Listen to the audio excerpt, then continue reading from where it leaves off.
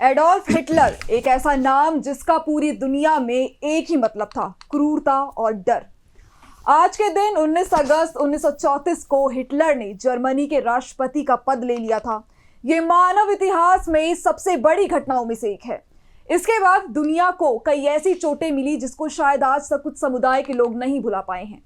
तो आइए जानते हैं कि हिटलर कैसे मामूली सिपाही से जर्मनी का तानाशाह बन गया। साल 1932 जर्मन राष्ट्रपति पॉल वॉन हिंडनबर्ग दोबारा जर्मनी के प्रेसिडेंट बने, लेकिन इस बीच उन्होंने नाजी पार्टी के समर्थन का एक बड़ा हिस्सा खो दिया था। राष्ट्रपति के करीब कुछ लोग ऐसे भी थे जिन्हें नाजी पार्टी और हिटलर के साथ भी मधुर संबंध चाहिए थे। हिंडनबर्ग ने पहले नाजी पार्टी की उनके अव्यवस्था के कारण निंदा की थी, लेकिन अंत में उन्होंने अपने चांसलर हेनरिक ब्रूनी को मिलाकर फ्रांस वान पापेन को चांसलर बना दिया, क्योंकि वो हिटलर की ब्राउन शर्ट के ऊपर से प्रतिबंध हटाने को तैयार थे। और साथ ही फ्रांस वान पापेन ने जर्मनी के मुआवजे के भुगतान को भी रद्द कर दिया था, जो जर्मनी को पहले विश्व युद्ध के बाद के अनुसार दूसरे देशों को देना था। लेकिन हिटलर इससे बिल्कुल भी खुश नहीं था, क्योंकि उसको खुद चांसलर बनना था।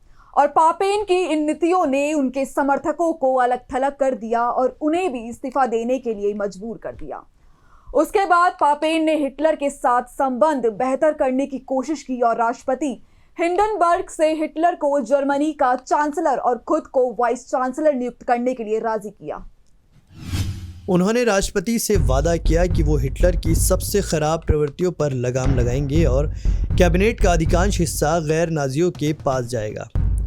क्योंकि हिंडनबर्ग के वर्तमान चांसलर अब रेहटस्टाग के बहुमत हासिल नहीं कर सके थे और हिटलर जनता के एक बड़े दल और एक एकीकृत राष्ट्रवादी संगठन को एक साथ ला सकता था।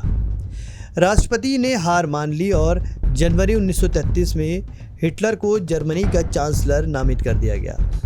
लेकिन ये भी हिटलर के लिए काफ़ी नहीं था, उसे तो और ताकत चाहिए थी।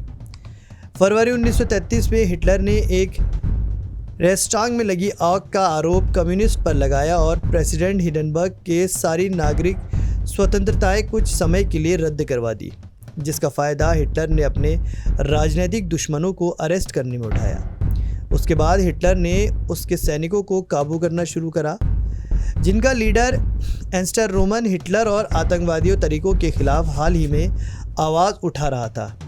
हिटलर ने रोहम को भी बनवा दिया, जिसने देश के भीतर सेना को प्रोत्साहित किया कि वो राष्ट्रपति पद और चांसलर को एक करके हिटलर से अपनी शक्ति को और मजबूत करने का आग्रह किया। 2 अगस्त 1934 को फेफड़े के कैंसर से हिंडनबर्ग की मृत्यु हो गई।